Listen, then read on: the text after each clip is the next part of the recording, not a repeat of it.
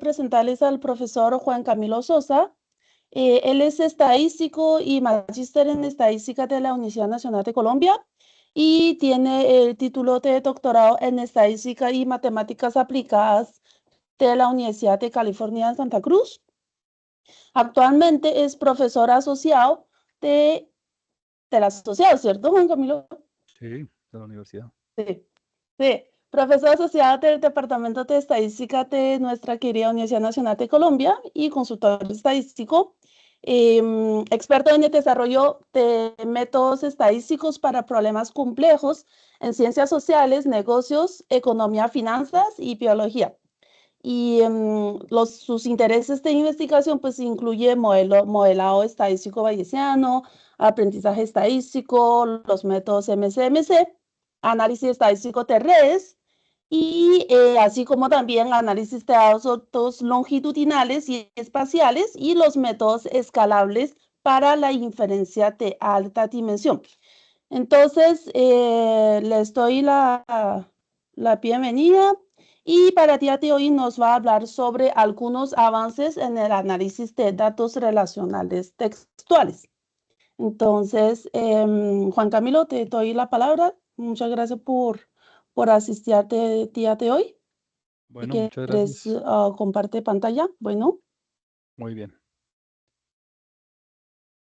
Entonces voy a compartir pantalla.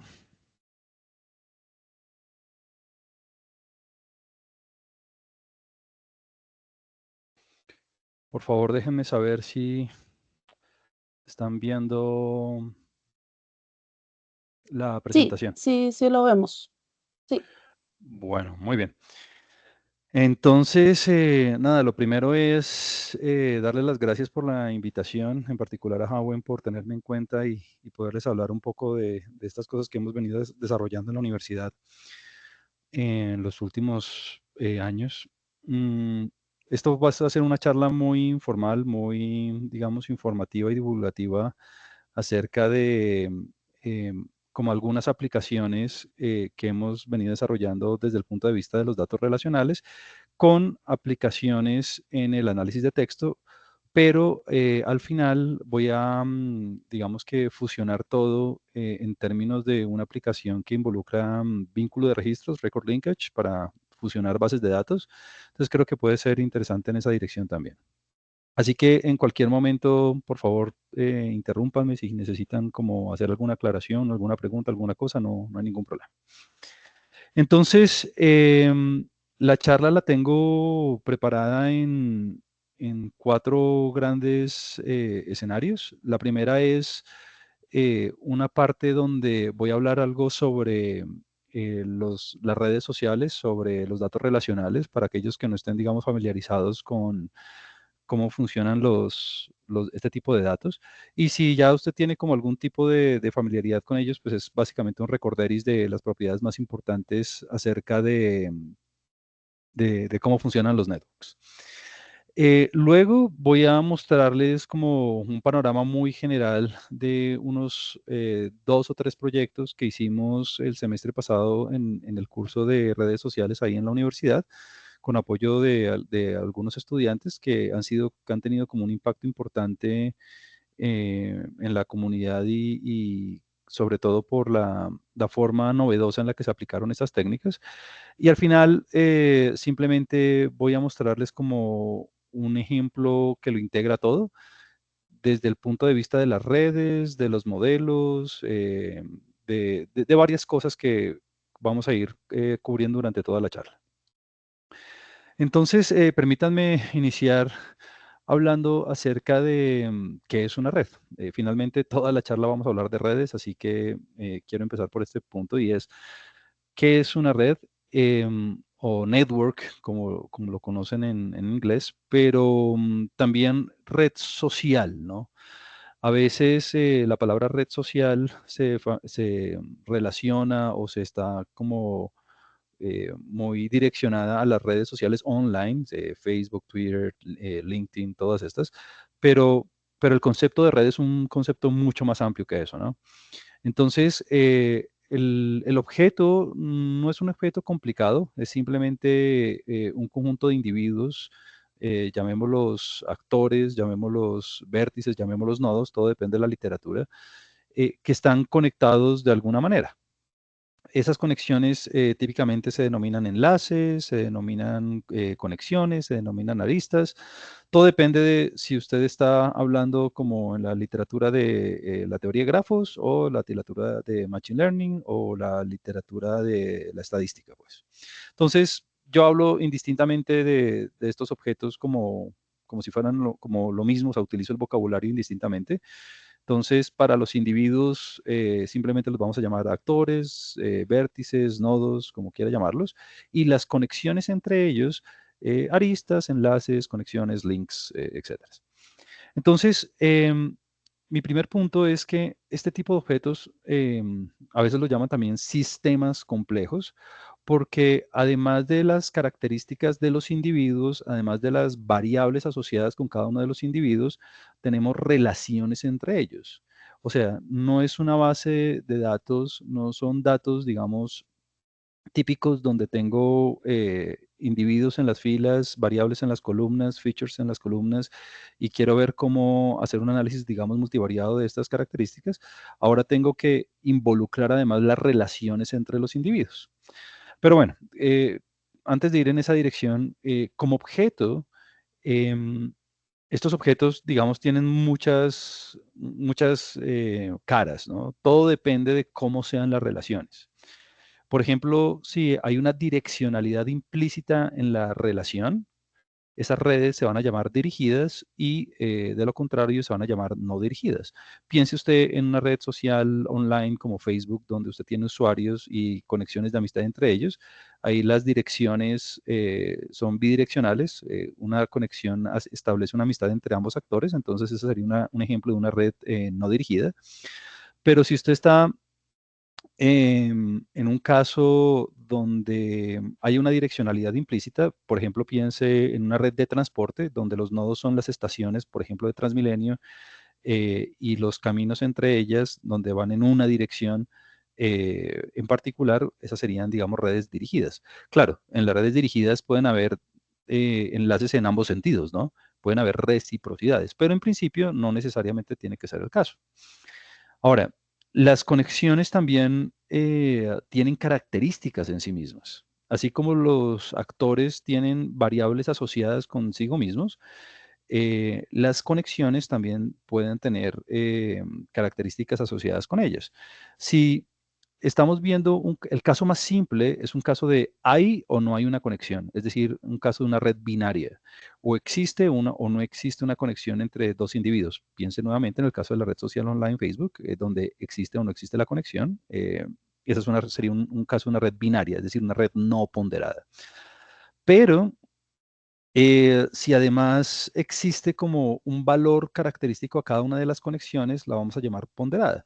Piense usted, por ejemplo, en el Senado de la República, donde los actores van a ser los senadores, los representantes, y las relaciones entre ellos van a estar definidas por el número de proyectos de ley que han apoyado juntos eh, en una sesión particular del Congreso o en un periodo particular del Congreso. Entonces, fíjense que esas conexiones pueden ser, tienen diferentes intensidades, ¿no?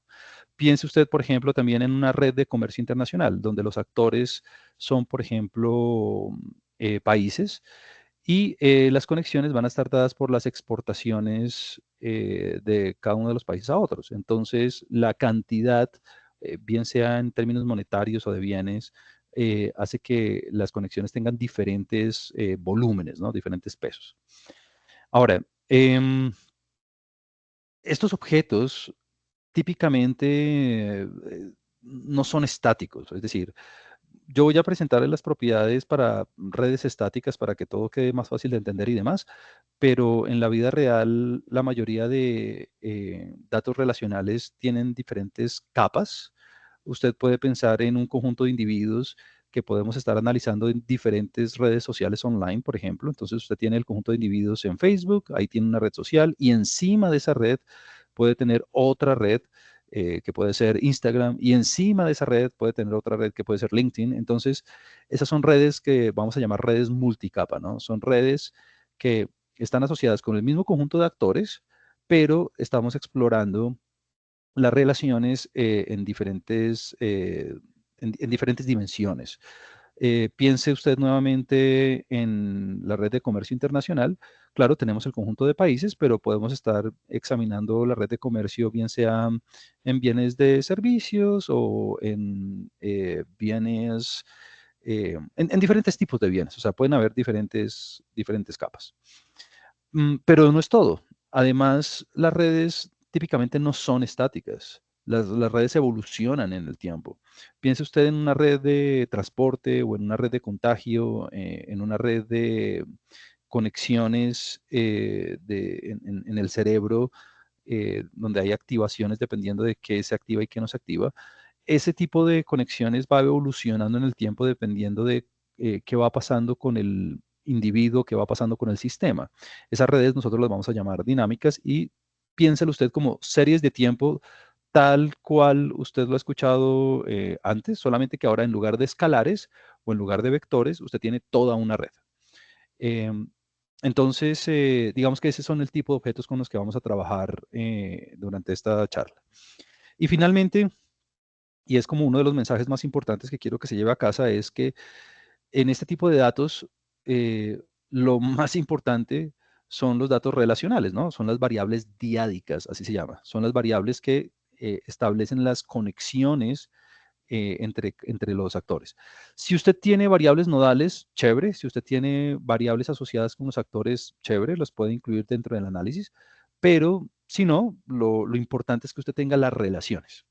Entonces, permítame darle un ejemplo muy simple, un ejemplo, un toy example que llaman un ejemplo de juguete para que afiancemos como el concepto. Aquí le estoy presentando una red, digamos que desde dos perspectivas, desde la perspectiva de la teoría de grafos, el grafo con vértices y aristas. Esta es una red muy pequeña con 21 actores, si no estoy mal. Pero ahí usted ve claramente en el gráfico de la izquierda, ve los vértices, ahí están los vértices, no tenemos ninguna característica nodal que los acompañe, y, las conexiones entre ellos, que están dadas de forma dirigida. Usted ve la direccionalidad de los enlaces. Este tipo de grafos, desde el punto de vista, digamos, matemático, como el objeto, eh, típicamente lo vamos a asociar en términos de la información que ellos contienen con una matriz que la llamamos sociomatriz o matriz de adyacencia.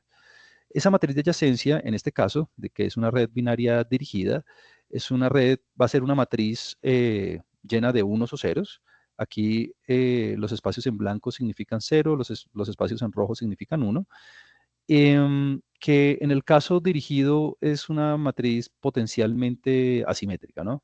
Si digamos, estamos en un caso donde todas las relaciones que van se devuelven, si todas las conexiones son recíprocas, pues va a ser una matriz simétrica, pero pues es típicamente en el caso dirigido una red, una matriz asimétrica. Y es la manera en que computacionalmente trabajamos con las redes como arreglos bidimensionales, tridimensionales como tensores, en caso de que tuviéramos redes multicapa o series de tiempo de redes, llenas de ceros o de unos en el caso binario. Si usted tiene pesos, pues claramente en lugar de ceros o unos, pues va a tener el peso correspondiente a cada una de las relaciones. Ahora bien, aquí como concepto, como digamos, objeto matemático, como información, como datos, es fácil de entender, es fácil de ver, pero solamente en esto quiero llamarle la atención en que hay muchos retos computacionales sobre todo. Piense usted, por ejemplo, y bueno, y también descriptivos. Piense usted, por ejemplo, que ya no tiene 21 actores, tiene 100, o ya no tiene 100, tiene 1000 o tiene 1.000.000. Típicamente las redes son gigantescas. Entonces aquí usted ya va a ver varios problemas. Número uno, ¿cómo visualiza usted una red que tiene, hagamos un ejemplo chiquito, 100 vértices? El layout, el despliegue circular es la peor opción que usted podría tener porque entonces ya simplemente va a haber tantos enlaces que se va a ver como una mancha roja ahí llena de líneas. Esa es toda una área de investigación, incluso activa ahora en las redes sociales, y es cómo visualizar redes que tengan un alto número de nodos y de conexiones. Para eso, cada año sale un nuevo algoritmo diferente para hacer el despliegue de la red en 2 o 3 dimensiones, que típicamente lo que hace es optimizar alguna medida que tenga en cuenta las conexiones de cada uno de los individuos. Pero es simplemente para llamarle la atención que la visualización no es como una tarea fácil cuando tenemos redes grandes. Y la otra, desde el punto de vista del almacenamiento de la información, almacenar este tipo de objetos es costoso. Y mire que aquí hay varias cosas. La primera pregunta que le hago es, ¿será que vale la pena, solamente en el caso binario, ¿será que vale la pena guardar todos esos ceros? Eh, en el caso no dirigido, ¿será que vale la pena guardar toda la matriz? Fíjese que en el caso no dirigido, la red es necesariamente simétrica. Entonces, usted puede simplemente almacenar la triangular superior o la triangular inferior. Y es más, si la red es gigantesca, ni siquiera tenemos que almacenar los ceros. Deberíamos almacenar únicamente las posiciones del arreglo donde hay unos. Eso hace que, digamos, el almacenamiento, bien sea en RAM o en disco, sea mucho más efectivo, mucho más dinámico. Solamente para llamarle la atención a que aquí solamente en este slide hay muchísimas cosas que tratar en términos de la gestión de los datos. Pero bueno, vamos a avanzar un poco más en entender cómo funcionan este tipo de objetos. Lo que quiero hacer ahora, para que usted tenga como una visión general de cómo aplicar este tipo de objetos en el análisis de texto, voy a mostrarles algunas propiedades básicas relacionadas con los mismos. Em, Básicamente, guardando las proporciones, lo que le voy a mostrar es a calcular la media, la mediana y la varianza de un conjunto de datos escalares. Es decir, cuando yo tengo un conjunto de datos escalares simple, la primera cosa que uno debería hacer es aprenderlos como a caracterizar de alguna forma. Calculemos las medidas de tendencia central o las medidas de dispersión o las medidas de forma, en fin. Voy a mostrarles el equivalente de esas medidas características de un conjunto de datos simple a un conjunto de datos relacional. Entonces, lo primero es que cuando uno tiene una red, fíjese que esta es una red un poquito más amplia. Esta red está asociada con una red de narcotráfico en México. Ahí usted puede ver, por ejemplo, el cartel de Sinaloa, puede ver el cartel de Santa Rosa, en fin. Este está tomado de un paper del año pasado. Y aquí tenemos enlaces de narcotráfico, bien sea tanto de armas como de drogas entre los distintos carteles. Y las primeras preguntas que uno quiere responder cuando tiene relaciones entre individuos es, bueno, teniendo en cuenta las relaciones, ¿cuáles son los individuos más importantes? Es decir, queremos centralizar, queremos establecer cuáles son los individuos que tienen una mayor preponderancia en el sistema. Entonces, para ello hay bastantes medidas, así como existen muchísimas medidas de tendencia central para datos escalares, aquí existen muchísimas medidas para caracterizar la centralidad. Simplemente le voy a mencionar un par de ellas muy rápidamente. Una es el grado, degree. El grado es simplemente el número de conexiones que tiene asociado un actor particular. Y usted en este momento está pensando en, bueno, eso depende de si la red es dirigida o no dirigida. Si la red es no dirigida, pues es muy fácil, es simplemente cuántas conexiones están asociadas con los nodos. Usted, por ejemplo, en los círculos amarillos, en los nodos amarillos, ve que son más grandes porque hay muchísimas más conexiones asociadas con esos nodos. Y en la periferia usted ve nodos un poco más pequeños porque solamente tienen una o dos conexiones asociadas con ellos. En el caso dirigido, todo depende de. Aquí el grado lo podemos estudiar de dos maneras. el número de conexiones que salen del nodo y el número de conexiones que llegan al nodo. Es decir, podemos evaluar tanto qué tan sociable es un actor, qué tantas conexiones salen de ese actor o qué tan popular es ese actor, o sea, cuántos enlaces le llegan a ese actor. Y bueno, eso es muy importante, por ejemplo, en las redes de transporte, donde usted quiere ver si alguna estación o no está saturada o cómo puede hacer para ver cómo hacer para que fluya mejor el sistema dependiendo de las conexiones que lleguen o salgan del actor que usted está estudiando. Entonces, identificar ese tipo de actores es muy importante porque si usted quiere, por ejemplo, hacer una intervención y desarticular las bandas, pues claramente tiene que desarticular aquellas que tengan un alto grado. Lo mismo sucede en las redes de transporte, por ejemplo. Si alguien quiere hacer un paro o algo así, o si la administración, la alcaldía o lo que sea quiere proteger el sistema de transporte, pues debe proteger aquellas estaciones que tengan un alto grado, un alto impacto en el sistema. No se va a poner a invertir recursos en las estaciones que tengan menor grado en la red de transporte. Pero bueno, el grado es una de las medidas, digamos, más populares, pero eh, hay otras que tienen mayores virtudes en términos de propiedades matemáticas y demás, se las voy a mencionar simplemente. Em, una es la centralidad por cercanía, otra por intermediación y otra la centralidad propia. Básicamente la idea es la misma, decir cuáles son los grados, cuáles son los nodos más importantes, pero la definición matemática y las propiedades que se derivan de estas medidas, todo depende de cuál es la definición de importante para usted, ¿no? Entonces, por ejemplo, en la centralidad de cercanía, vamos a decir que un nodo es importante siempre y cuando esté cerca de otros nodos. Bueno, decir que esté cerca implica que tenemos que definir una distancia, típicamente la distancia que se utiliza en redes es la distancia geodésica, no voy a ir en esos detalles, pero básicamente la centralidad se define en términos de qué tan ¿qué tan importante es un nodo dependiendo de la definición de importancia? En la de intermediación es, bueno, vamos a decir que un nodo es importante si hace parte del camino más corto que une otros dos nodos. Entonces, entre más caminos esté ese nodo en particular que conectan diferentes otros nodos, pues ese nodo va a ser un nodo importante. Entonces, el hecho de que un nodo sea importante en términos de cercanía no necesariamente lo hace en términos de grado o de intermediación y en fin.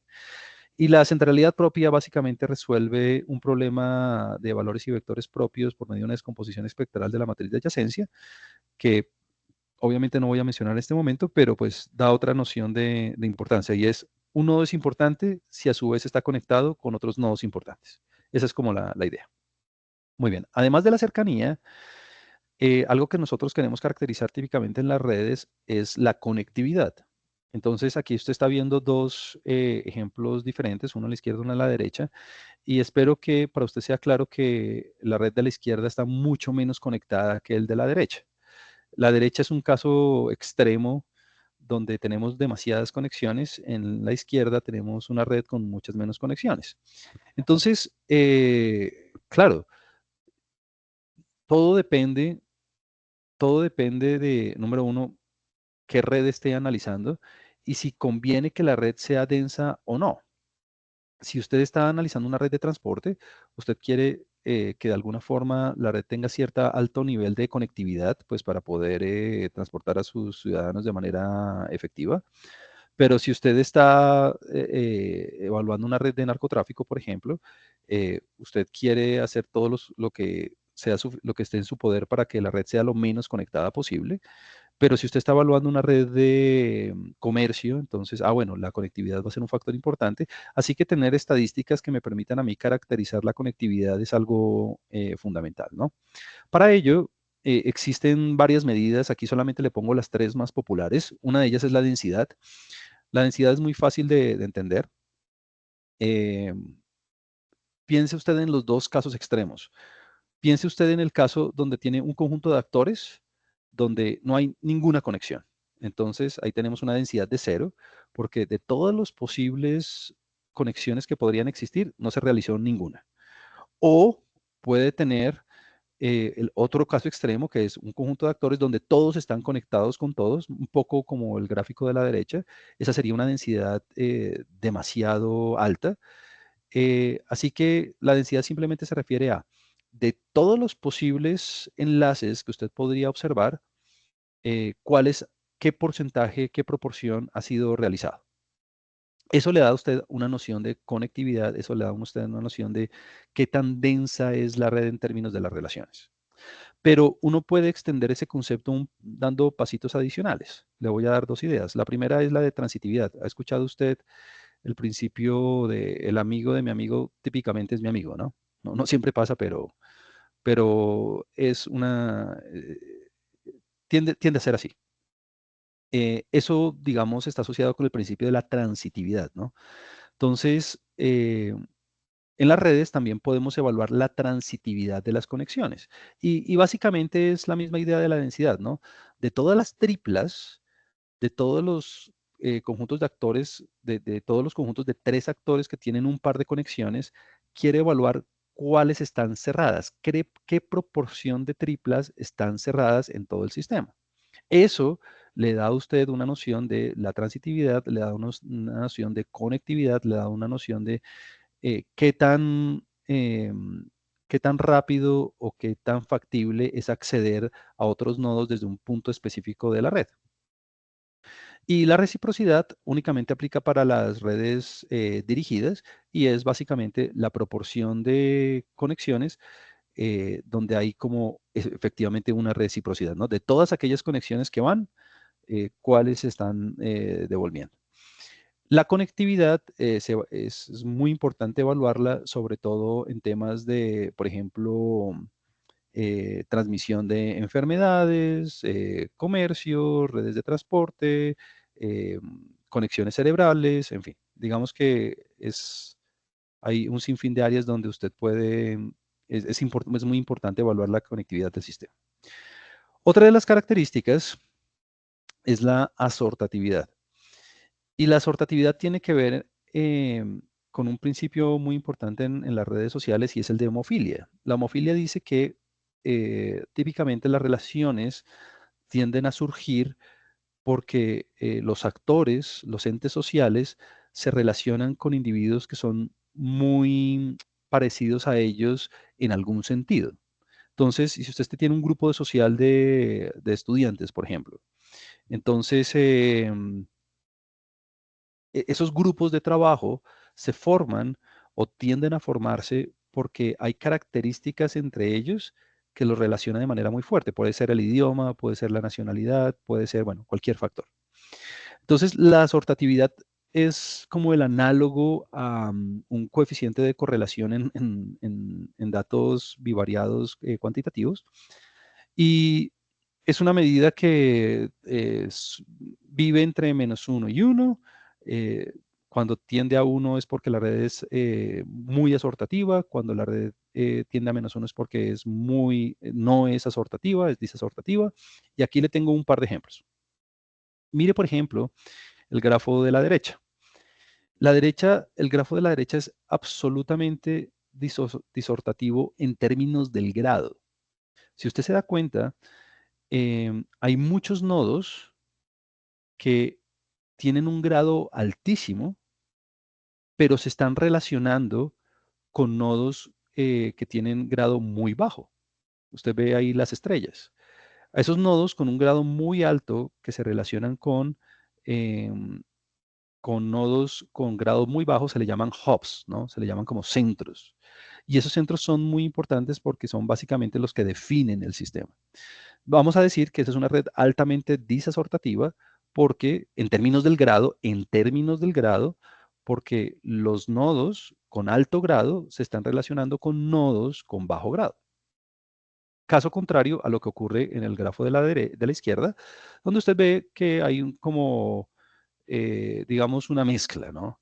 Es decir, no necesariamente los nodos con un alto grado se están relacionando con nodos con bajo grado. Digamos que es más equilibrado de alguna forma.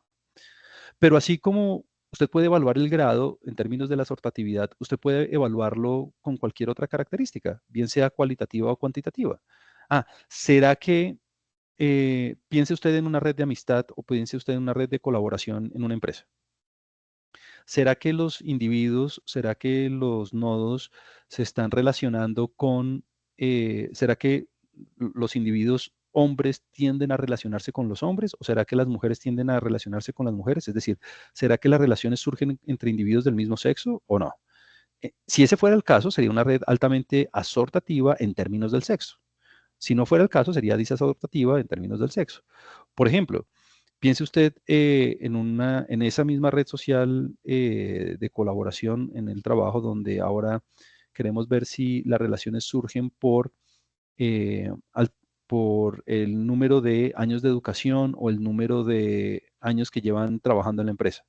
¿Será que las relaciones surgen entre individuos con el mismo número de años de educación o de permanencia en la empresa? ¿O será que las relaciones surgen de manera mixta entre diferentes tipos de individuos?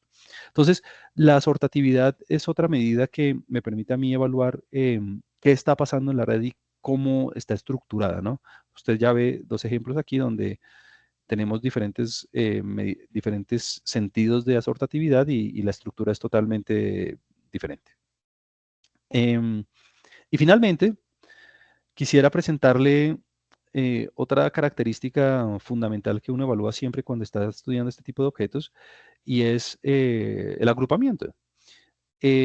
En la mayoría de las redes, por no decir que todas, que uno observa en la naturaleza, bien sea de amistad, de colaboración, de comercio, de interacciones en el cerebro, de redes de narcotráfico, redes alimenticias, redes sociales online, en la mayoría de redes tienden a haber agrupamientos, es decir, tienden a haber grupos de nodos que tienen como una alta densidad de conexiones entre sí y algunas conexiones entre esos grupos. Pueden ser bajas, pueden ser altas, pero lo importante es que los grupos son muy cohesivos dentro y pueden haber relaciones entre. Entonces, igual que con conjuntos de datos, digamos, estándar con variables cualitativas y cuantitativas, existen existen varias técnicas de agrupamiento, ¿no? Así como existe el K-means para trabajar con datos cuantitativos o el K-modes o lo que sea. Lo mismo aquí con para las redes, podemos hacer agrupaciones de nodos basados en sus relaciones. Y básicamente la idea, digamos, pura y dura es optimizar una medida que se llama la modularidad. La modularidad básicamente cuantifica el grado de cohesión que hay dentro de los grupos. Entonces, lo que hacemos es un algoritmo que al ir moviendo los nodos de grupo a grupo, maximice, optimice esa cantidad. Y hay métodos aglomerativos, hay métodos divisivos, hay métodos espectrales, igual que con el conjunto, con un conjunto de datos estándar. Todo esto para decirle que podemos establecer podemos particionar el conjunto de vértices. Y dependiendo del el particionamiento, podemos evaluar el sistema, ¿no? Bueno, podemos comparar los grupos en términos de las características nodales, podemos comparar los grupos en términos de las conexiones dentro, podemos comparar los grupos, bueno, en cualquier sentido que nosotros queramos. Quise hacer toda esta introducción absolutamente rápida y superficial acerca de las redes. Esto es algo que usualmente me toma a mí en un curso eh, por lo menos un mes para explorar todas las propiedades, la programación y todas estas cosas, porque con base en estas herramientas hemos diseñado eh, varias técnicas, varias aproximaciones para resolver problemas de análisis de texto basado en estas características tan simples, en esta caracterización tan, digamos, directa de lo que ocurre en las redes. Permítanme, les doy el primer ejemplo. Todo nació hace un año más o menos, un poco más, cuando vi que Petro estaba dando su primer discurso en las Naciones Unidas y lo estaban comparando mucho en las noticias con el discurso que había dado Duque en su momento, porque, bueno, hay una controversia bien grande al respecto. Entonces, lo que me di cuenta es que básicamente em, los intérpretes en las noticias, cuando estaban reportando lo que había ocurrido en cada uno de los discursos de las Naciones Unidas, es que analizaban el discurso de una forma muy, digamos, sesgada desde el punto de vista del periodista, desde el punto de vista del quien daba la noticia. Es decir, eh, como que la interpretación del discurso venía mucho dependiendo del observador. Entonces, lo que quisimos hacer en ese momento fue como, bueno, establecer una herramienta que nos permitiera analizar los discursos estructuralmente, semánticamente, gramaticalmente, sin meterle como ningún tinte, sino que simplemente como viendo las palabras y viendo como la estructura misma de los discursos de la manera más objetiva posible. Eso finalmente terminó publicado en ese artículo, Caracterización del discurso de la oposición presidencial e identificación comunidades de políticas en Colombia, en la revista Redes. Salió este año. Y en este artículo no hicimos el análisis de los discursos de las Naciones Unidas, sino que tomamos los discursos de posesión presidencial de los últimos mandatarios en Colombia, Santos, Uribe, Duque y Petro, e hicimos como el análisis del discurso, a ver en qué digamos, situaciones estábamos o como ver las particularidades de cada uno de ellos. Aquí hay muchos retos en términos del análisis. El primero de ellos es que, la adquisición de los datos puede ser problemática.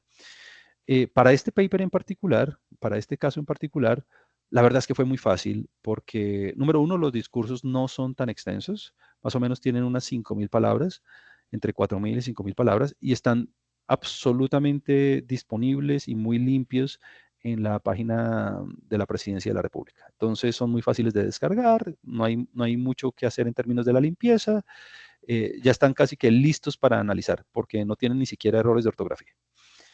Entonces, en ese sentido, digamos que el paper no tuvo, digamos, ningún aporte metodológico porque los discursos ya estaban listos para analizar. Lo fundamental de este análisis fue cómo construimos, cómo analizamos el texto a partir de otras herramientas estándar que ya conozcamos. Entonces aquí básicamente lo que hicimos fue eh, convertir el texto en una red. Esa es como la idea básica. Y es como una idea muy popular en matemáticas, ¿no? Donde yo tengo un problema en un espacio que no sé cómo resolverlo.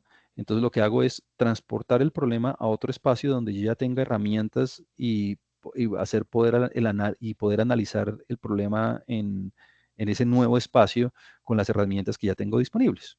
Entonces, eso fue básicamente lo que hicimos. Entonces, cogimos el texto y de la manera que lo voy a explicar enseguida, lo convertimos el texto en una red.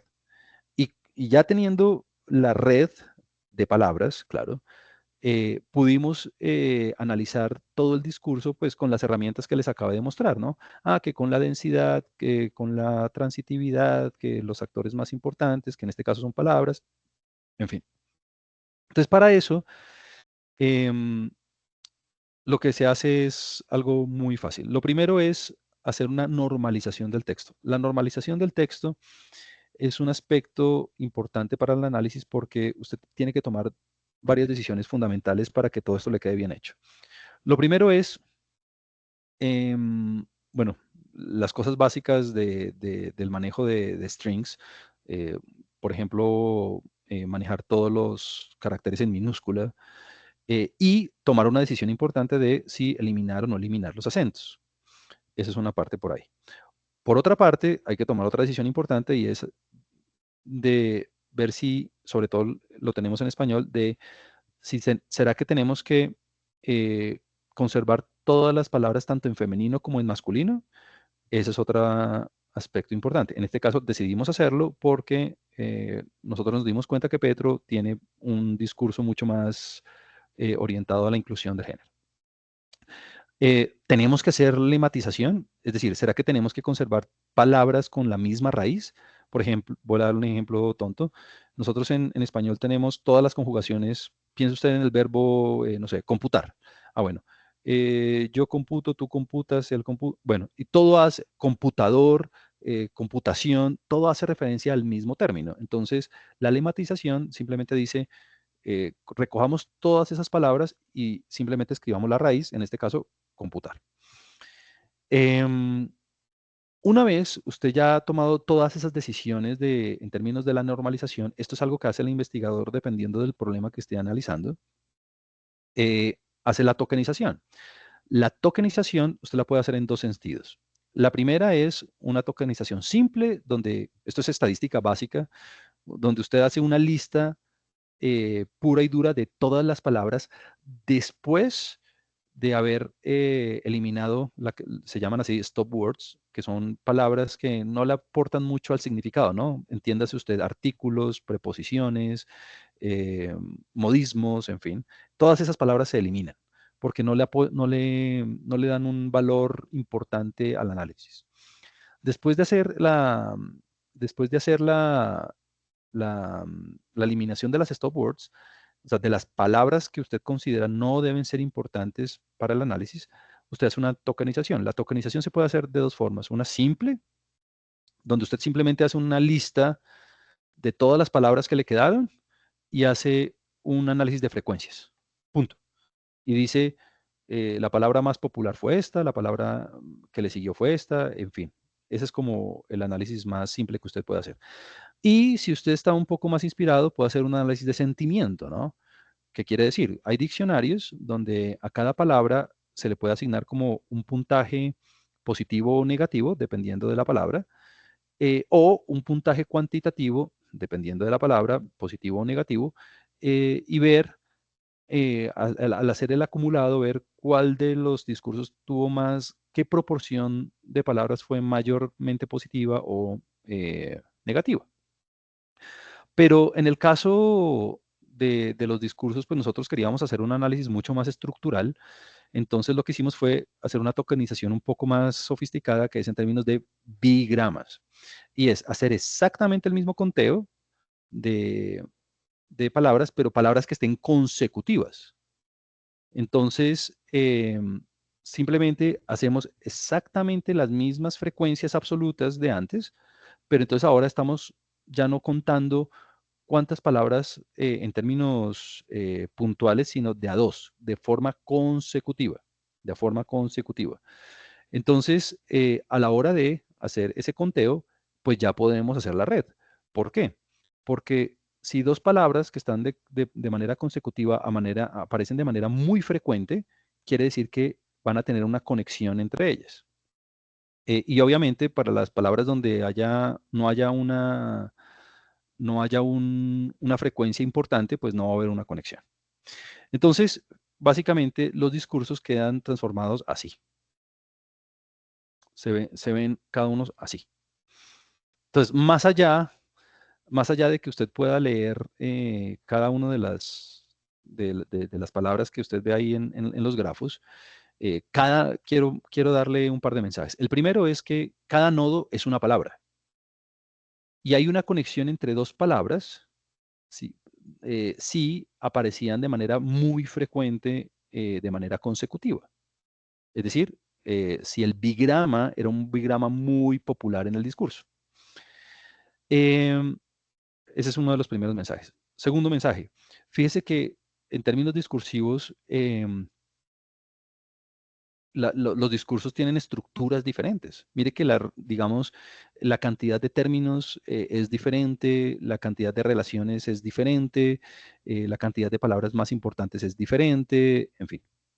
Y el tercer mensaje que le quiero dar es, bueno, ya transformamos el texto a un objeto que ya sabemos analizar, entonces podemos meterle todo el conocimiento que sabemos de redes para analizar el discurso y poder sacar, digamos, conclusiones importantes. Por ejemplo, podemos hacer análisis de tópicos, ¿no?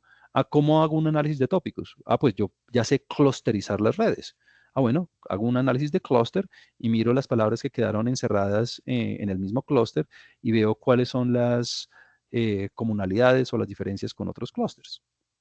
Puedo identificar los términos más importantes, puedo ver en términos semánticos cuál es como la forma en que los, eh, los presidentes tienden a dar los discursos porque unas redes son más conectadas que otras, es decir, la conectividad no es la misma en las redes. O sea, puedo hacer como todo un análisis del discurso en términos de lo que ya sea estudiar de las redes. Ahora, em, y bueno, y todo lo que se le ocurra, ¿no? Aquí simplemente le voy a dar un sabor de los resultados, porque en el paper está todo pues ya muy escrito, se lo puedo compartir si lo quiere. Y por último, y es uno de los mensajes más importantes que quisiera darles, es que fíjese que hacer esto no requiere de un análisis computacional muy fuerte. Es decir, para poder hacer este análisis, usted no necesita un servidor o necesita un computador con 16 gigas de RAM y 8 núcleos o no. Es decir, esto usted lo puede realizar en un laptop común de escritorio sin ningún requerimiento tan importante, solamente tener R o Python y instalar la librería iGraph y ya. Usted no necesita como un LLM, es decir, eso es Large Language Models para poder hacer un análisis muy importante y objetivo del asunto. Entonces, eso es algo que me gusta mucho de esto, la simplicidad. Y bueno, aquí le voy a dar un resultado. Fíjese, por ejemplo, aquí tenemos en esta tabla el top 10 de las palabras más importantes de cada una de las redes por medio de la centralidad propia, es decir, por medio de una de las medidas de centralidad que vimos al principio. Usted puede utilizar la medida de centralidad que quiera y puede ya empezar a hacer como una comparación ya objetiva de lo que ocurrió con los discursos. Fíjese, simplemente para mencionar un par de cosas, lo primero es que para Santos, Petro y Duque, la palabra más importante siempre fue de Colombia. En cambio, para Uribe fue seguridad. Fíjese que para Santos la siguiente fue paz, fue país, en fin. Pero para Petro la siguiente fue mujeres. Pero fíjese que la centralidad propia de Petro para Colombia fue 1 y la siguiente fue mujeres que fue 0,28. Hay una distancia bien importante entre las dos. Mientras que si usted ve en el discurso de Uribe y de Santos, la siguiente palabra más importante que fue social en Uribe y paz en Santos, la distancia no era tan distante la palabra. Y bueno, usted aquí ya puede leer el paper y puede ver, digamos, todo el análisis que hicimos al respecto. Repito, puede hacer análisis de clúster, puede hacer análisis de conectividad, puede hacer análisis de densidades, puede hacer análisis de lo que quiera. Esta misma tecnología, esta misma herramienta, el semestre pasado, bueno, este año, la avanzamos un poco más. ¿En qué la avanzamos? Em, hicimos el mismo análisis, digamos que dimos un pasito adicional, pero con el caso número 3, el macrocaso número 3 de la JEP, porque fíjense que en el análisis de texto que hicimos para los discursos presidenciales, pues todo estaba ya muy bonito en la página de la Presidencia de la República, los discursos eran de 5.000 palabras más o menos. Entonces, el paso siguiente fue, bueno, hagamos un análisis, digamos, un poco más grande, pero en un contexto digamos, de relevancia nacional, que fue en el caso de la JEP, y lo que hicimos fue coger todos los casos de falsos positivos, ese es el caso número 3, todos los casos de falsos positivos que estaban registrados en el canal de YouTube. El caso número 03 tiene alrededor de 500 testimonios, tanto de víctimas como de comparecientes victimarios, acerca de lo que ocurrió, de su punto de vista, de su testimonio. Hay videos que duran desde 3 horas, hay otros que duran 9 horas, en fin. Y lo que hicimos fue hacer exactamente lo mismo desde varios puntos de vista. Primero, un análisis global, un análisis general, reuniendo todos los videos y haciendo exactamente, cogiendo todo el texto y haciendo la red. haciendo diferencias entre víctimas y victimarios, haciendo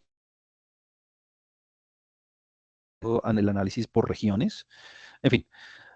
Pero mi punto aquí es que hay muchísimos más retos, ¿no? Por ejemplo, mientras que los discursos tenían 5.000 palabras por discurso, ahora tenemos millones de palabras por todos los testimonios. Número uno, eso. Número dos, tuvimos el reto de pasar el video, el audio, a texto, ¿no? Y eso tiene bastantes implicaciones. Número uno, los transcriptores de texto típicamente no lo hacen perfecto. Hay problemas de ortografía, hay personas que utilizan muchos modismos, entonces el modismo queda ahí registrado en la transcripción. En fin, hay demasiados retos, tanto de transcripción de audio a video, de audio a texto, como de la organización del mismo texto. Errores de ortografía, a veces quedan bien unas palabras en mayúsculas, otras en minúscula, el almacenamiento, es un trabajo bien largo, es una pesadilla de hecho. Y aquí les estoy mostrando simplemente un análisis de tópicos para todos los textos encapsulados en un solo, en un solo corpus, en una sola bolsa, digamos. No, para el paper que espero salga pronto, hicimos como el análisis por separado, víctimas, victimarios, por regiones, en fin. Y básicamente es la misma tecnología. Entonces, tenemos toda la red de ese millón de palabras que se dijeron en todos los testimonios. Y con esa red hicimos, por ejemplo, un análisis de clúster. Salieron 18 clústeres para el análisis global y con esas palabras, entonces lo que hicimos fue detectar cuál es la temática, el tema principal eh, de cada una de ellas. Y entonces aquí usted ve temáticas desde tácticas y misiones militares hasta estructura y organización militar, conflictos y bajas militares, en fin. Y si usted quiere ir como a la bolsa del tópico particular y ver como las palabras específicas, lo puede hacer y puede hacer como toda una comparación entre grupos, tanto como usted lo quiera. En el paper va a estar puesto. Otra, otra, mm, otra aplicación que hicimos que me gustó muchísimo fue un clasificador de texto. Entonces, este es un ejemplo, pues no de juguete, pues porque tiene bastante trabajo, pero digamos que la idea surgió en que tenemos todos, digamos, tenemos varios géneros literarios de literatura latinoamericana. Tenemos ciencia ficción, policíacos, romance y terror. Y entonces entrenamos un modelo de clasificación, pero de la siguiente forma.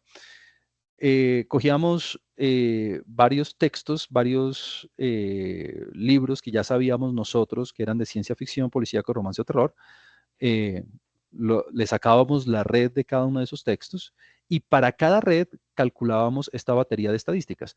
El grado promedio, la desviación estándar del grado, la densidad, la sortatividad, bla, bla, bla, bla, bla, bla. Todas las características estructurales que les mencioné al principio. Y con esas características estructurales, que son básicamente variables cuantitativas, son variables cuantitativas asociadas con cada texto, con la estructura de cada texto, podemos entrenar cualquier modelo de clasificación que usted quiera, regresión logística, lo hicimos con XGBoost en este caso, bueno, el clasificador que usted quiera para poder clasificar el texto adecuadamente basado únicamente en sus características estructurales. Y usted puede ver que el accuracy, la precisión con la que se hizo eso, basado únicamente en 7 medidas estructurales es alta, 81%, lo hicimos correctamente. Ahora, esto lo hicimos con géneros literarios, pero piense en aplicaciones un poco más grandes, esto lo vamos a hacer en este semestre, y es, ya no piense usted en libros, en novelas, sino piense usted en sentencias de tutela. Y pensemos en sentencias de tutela en salud, por ejemplo, que están disponibles todas en la página de la Corte Constitucional. La semana pasada que revisé, había más o menos unas 800.000. Todas esas tutelas, digamos en términos de la salud, tienen diferentes espectros, ¿no? No todas van a lo mismo. Unas son derechos de petición para EPS, otras son derechos de petición para asistencia de los padres, en fin. Entonces, la idea es que poder hacer exactamente el mismo clasificador, pero para facilitarle mucho la vida a los magistrados, de forma que si usted tiene una tutela, ya la pueda clasificar de una en una de las subcategorías que nosotros queramos para poder hacer más eficiente el sistema judicial y, bueno, ahorrar todos los recursos que podamos ahorrar en ese sentido. Obviamente eso tiene muchos retos, como el proyecto de la JEP, pero pues mi idea principal es mostrarles las capacidades de esto. Y por último, y con esto voy a terminar la charla, la sesión, usted puede poner todo junto. Y lo puede poner todo junto en varios sentidos. Lo primero es que de todo lo que le acabé de mostrar, en ninguno de los escenarios cuantificamos la incertidumbre asociada con el proceso. Eso requiere literalmente de un modelo y como por ejemplo el modelo de clasificación que estábamos hablando ahorita. Y pongo aquí la foto de nuestro querido reverendo Tomás Valles, porque si usted quiere cuantificar la incertidumbre de un proceso, no hay otra forma que hacerlo bayesiano, no hay otra forma.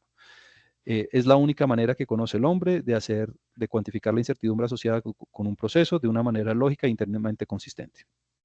Y además, podemos extrapolar esto no solamente a redes sintéticas de texto, a redes estáticas de texto, como lo hemos venido mencionando, sino puede extrapolar el problema a redes multicapa, ¿no? O redes dinámicas.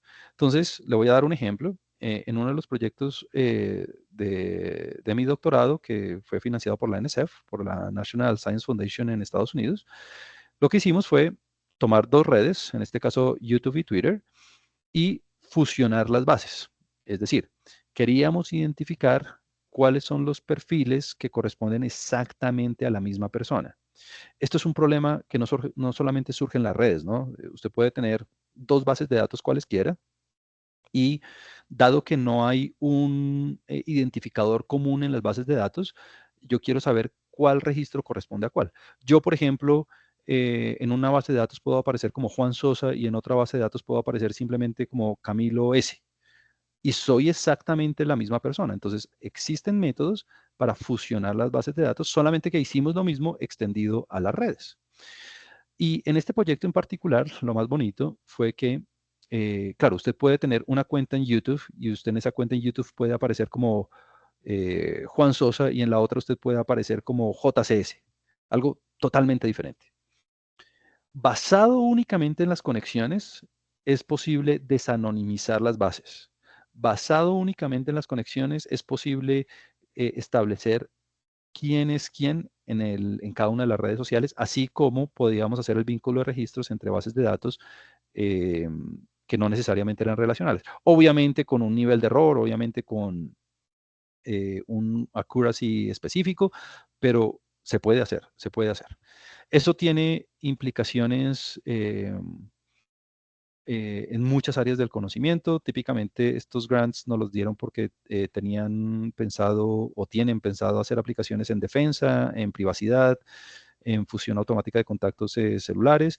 Y bueno, ustedes pueden ver los papers aquí en 2024-2023. Se los puedo compartir. Aquí tengo uno para mostrarles.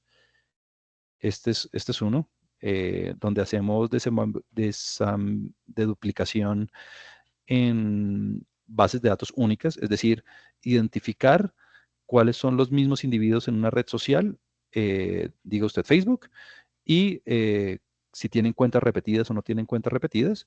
Y el otro es este, que es el de Twitter y YouTube, donde fusionamos las dos redes sociales con un nivel de error bastante aceptable. Y bueno, todo esto para decirle que esto tiene que estar basado en un modelo bayesiano para cuantificar la incertidumbre. Aquí le voy a poner el modelo simplemente, no porque le voy a explicar nada relacionado con el detalle pues, de la formulación, pero sí para darle un mensaje importante. Número uno, es un modelo que tiene en cuenta tanto la verosimilitud de las conexiones, o sea, de las relaciones, como la verosimilitud de la información del perfil, o sea, la información nodal, o sea, tanto los atributos nodales como relacionales. Y si vamos a ajustar el modelo, pues tenemos que tener como muchas herramientas computacionales para poder ajustar el modelo. Y digamos que en estos resultados que les voy a mostrar, hay básicamente un año de trabajo en cómo almacenar, cómo correr el modelo, la bondad de ajuste del modelo, ver que todo haya convergido bien, el accuracy haya sido muy bueno, en fin. Entonces, el gran mensaje es que al combinar la información de las redes, teniendo en cuenta la información relacional, tenemos un desempeño muchísimo mejor en términos tanto de la precisión como del recall y del conteo de registros únicos en cada una de las bases de datos al incluir la información de las redes, es decir, al incluir la topología de las redes que le mencionaba al principio, que la densidad, la transitividad y toda la cosa. Todo esto para decirle que es posible desanonimizar bases de datos de manera factible, utilizando tanto los datos como que usted tenga de los nodos como de las relaciones entre los nodos. Obviamente, si tenemos más información, entre más información le metamos al modelo, pues vamos a poder tener mejores niveles de precisión. Y bueno, todo usted lo puede descargar aquí de mi página web, todos los papers, todo el código, toda la información de lo que le acabé de mencionar está aquí disponible en mi página web.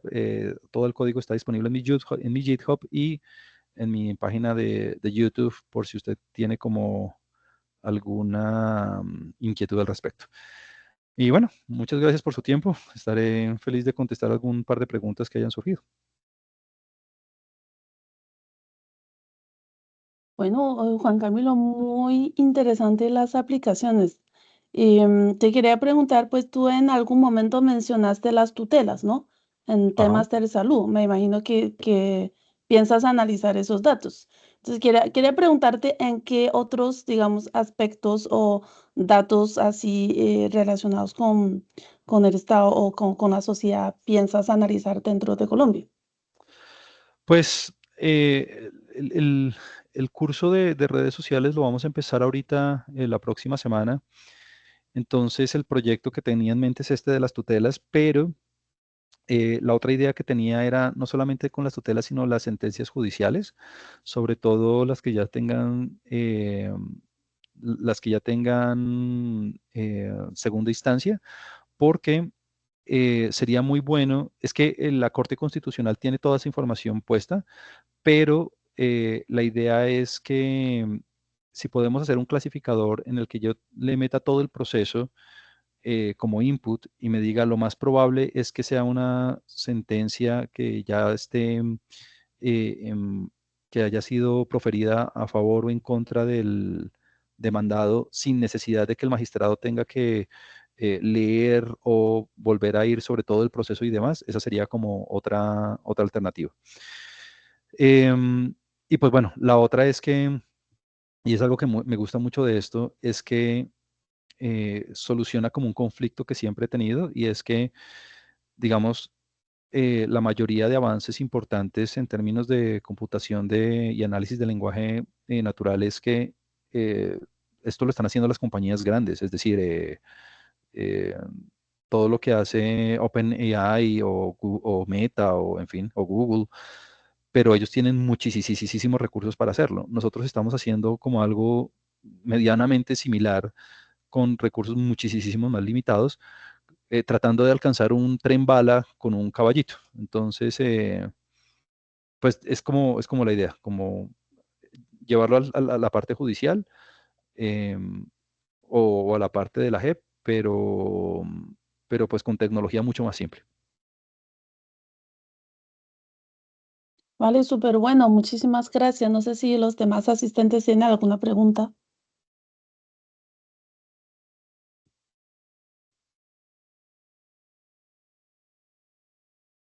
Hola, sí, primero, pues muy interesante todo en realidad, pero me dejó pensando algo respecto al ejercicio que mencionabas de la JEP.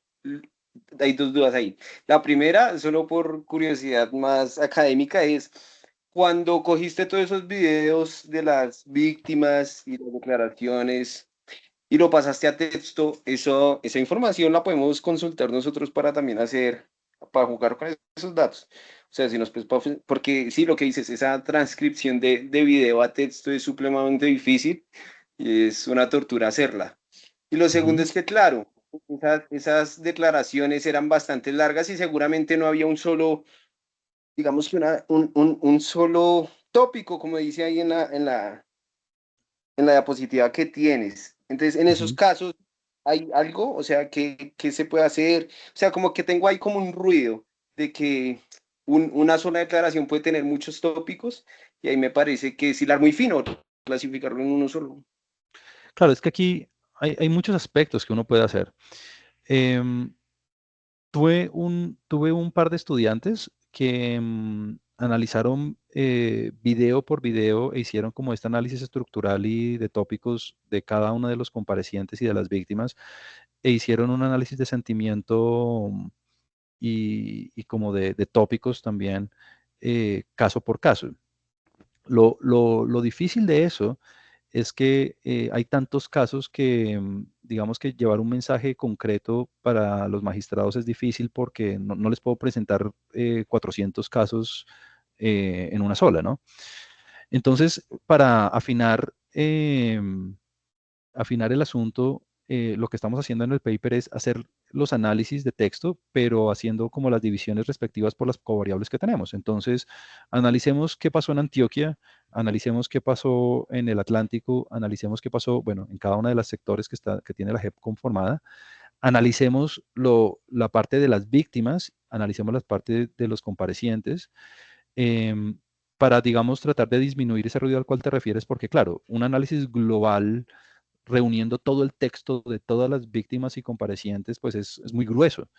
Entonces, entonces, en ese sentido estamos haciendo como esa división. Y la otra es que en el paper también vamos a tener como el análisis el análisis del, pues no del discurso, pero de lo que dijeron los comparecientes para personajes muy importantes y muy definitivos del proceso, ¿no? Digamos los generales, digamos los altos mandos de las FARC, en fin, para ver si hay diferencias o no importantes entre los tópicos o las palabras más importantes o, en fin. Muchas gracias.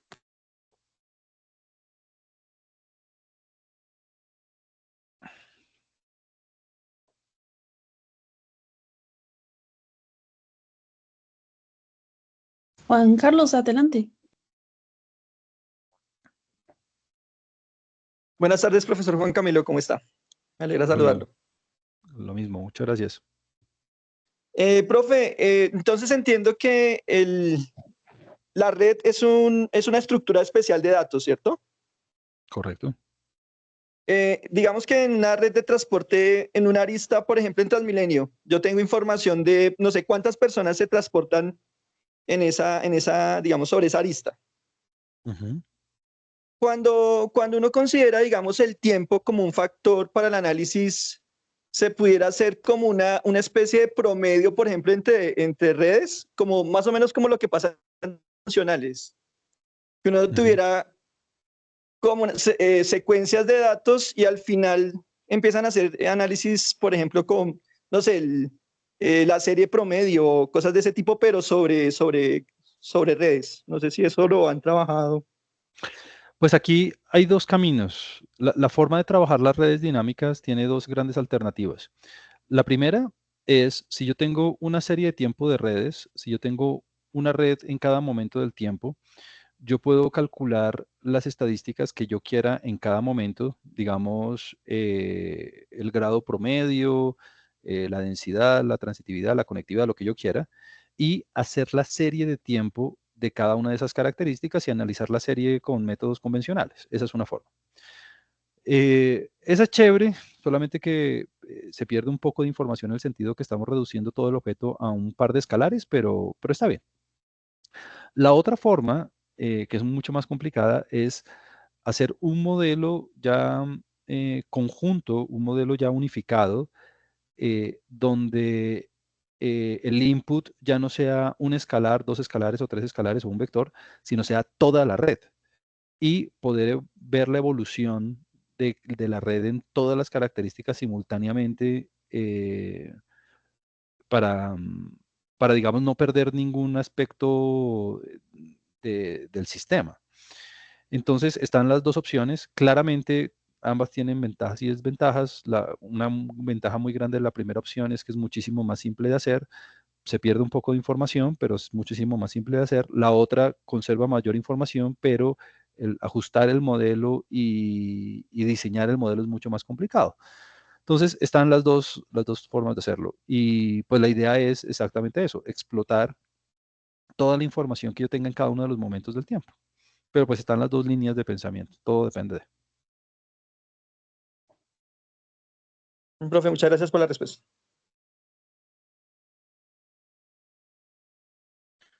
Bueno, no sé si alguien más tiene alguna otra consulta. Cristian, por favor, adelante. Hola, profe. Bueno, primero que todo, en nombre de la subdirección, darle las gracias por este espacio. Realmente creo que nos abre una dimensión más grande en lo que nosotros como subdirección podemos hacer. Y pues creo que eso es muy importante. O sea, realmente el tema está muy chévere, es muy apasionante y yo me quería un poco centrar en eso. Lo quisiera aterrizar un poco a términos de nosotros como ICFES.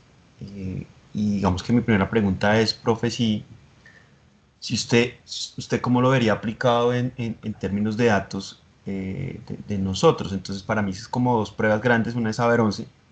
Digamos que esa es una prueba donde básicamente pues uno tiene sus resultados, que será el contexto de resultados y en el contexto de variables asociadas a los estudiantes. Digamos que también, y ya esa aplicación es un poco más cercana a lo que usted nos presentó, que es ya con los textos de comunicación escrita, que nosotros también los disponemos acá. De hecho, también una invitación, profe, a ver si digamos que podemos también trabajar con usted en algunos temas de estos, en particular de comunicación escrita. Pero entonces, no sé si de pronto, vamos, en ideas que usted tenga, que de pronto uno diría como, bueno, que nos pudiera dar como una orientación para sacarle provecho a toda esta gama de herramientas que posiblemente nos pueden dar luces en temas de analítica de los datos. Aquí yo tengo dos ideas que de hecho ya he venido explorando en el curso de estadística bayesiana. La primera es que está relacionada con el vínculo de registros. Es decir, ustedes ahí en el ICFES tienen una base de datos absolutamente fabulosa, pública de hecho, donde tienen todos los resultados de todas las pruebas, Saber Pro, Saber 11, en fin, TIT, en fin, tienen todas muy bien registradas y demás. Y esas bases de datos yo ya las he fusionado con bases de datos de otras instituciones, donde no hay un vínculo, no hay un identificador común. Le doy un ejemplo. Yo antes trabajaba en otra universidad privada y esa universidad privada tenía como ciertas variables asociadas con sus admitidos y estábamos haciendo en ese momento un modelo de deserción. Entonces, lo que nosotros hicimos fue fusionar las bases de datos que ustedes tenían, sobre todo las de Saber 11, y identificar qué estudiante era quién, de acuerdo con la información que tenía la universidad y la información que ustedes tenían en las bases de datos. Entonces, mi primera idea es poder hacer vínculos de registros con otras instituciones, no necesariamente universidades, pueden ser, por ejemplo, del Ministerio de Salud. Yo puedo coger todas las bases de datos que ustedes tienen y vincularla con las bases de datos que ellos tienen y tratar de explorar otras variables relacionadas que ustedes no tengan registradas en sus datos originales con la salud. Por un lado es eso. Y por el otro, en términos de aplicaciones del examen y demás, es muy fácil por ejemplo, se me ocurren varias cosas. Una de ellas es para las respuestas que sean, digamos, de carácter abierto, uno puede aplicar este tipo de tecnologías de análisis de texto para hacer un clasificador de respuestas correctas o incorrectas, o incluso con un rango, ¿no? Bueno, mediano, o sea, excelente, sobresaliente, bueno, deficiente y muy deficiente, por ejemplo, sin necesidad de poner a alguien o entrenar a otra máquina a leer toda la respuesta del estudiante. Y en otra dirección, también es posible enriquecer el, el diseño de la prueba utilizando como alguna tecnología de estos de texto, pues para enriquecer como los parámetros de dificultad y los parámetros de aleatoriedad que tienen de teoría de respuesta LITA. Entonces, es como, hay muchas opciones, hay muchas opciones. Me gusta mucho la primera, la de vínculo de registros. Me gusta mucho la de diseño de un clasificador como de un calificador automático de respuestas abiertas. Y me gusta también mucho otra y es la de poder utilizar la información que ustedes tienen para poder hacer predicciones a nivel municipal de características que no haya podido medir el DANE, algo así, algo como muy similar a lo que se hace en SAE para poder cuantificar cosas que no se hayan podido cuantificar teniendo en cuenta como las relaciones que pueden haber entre los departamentos y los municipios.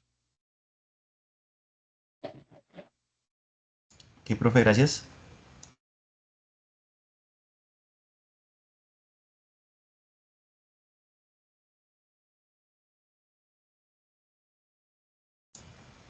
Bueno, pues creo que no hay más preguntas, profe. En serio, muchas gracias de parte, pues, mía y del equipo. Y pues, Juan, bueno, no sé si vas a querer decir algo adicional al profe. Además, bueno, yo, de profe, acá súper invitado a la subdirección a que trabajemos temas.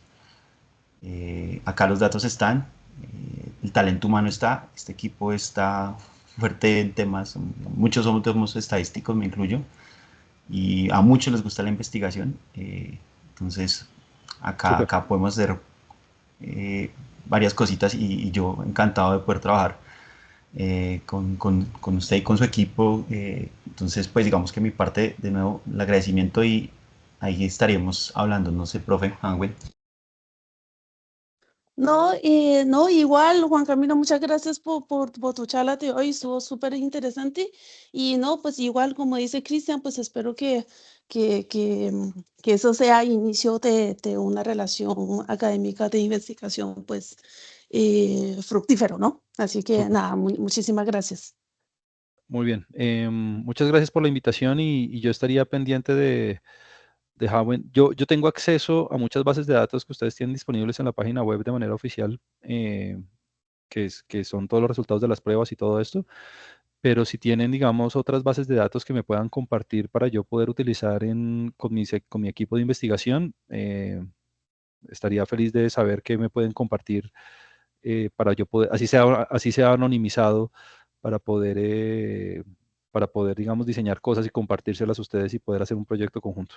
Entonces ahí sí, Hawen, te encargo, si tienes algún repositorio o algún base de datos extra que no esté disponible ahí en la página que puedas compartir, sería súper chévere. Bueno, sí, claro, seguimos en conversación, eso es lo importante. Listo, listo, muy bien. Bueno, muchas gracias. Bueno, hasta No, luego. muchas gracias, feliz día. Lo mismo, hasta Gracias, luego. profesor, que esté bien. Gracias, Chao. feliz día. Chao a todos, Feliz día a todos. gracias. Muchas gracias. Hasta luego. Gracias. Gracias.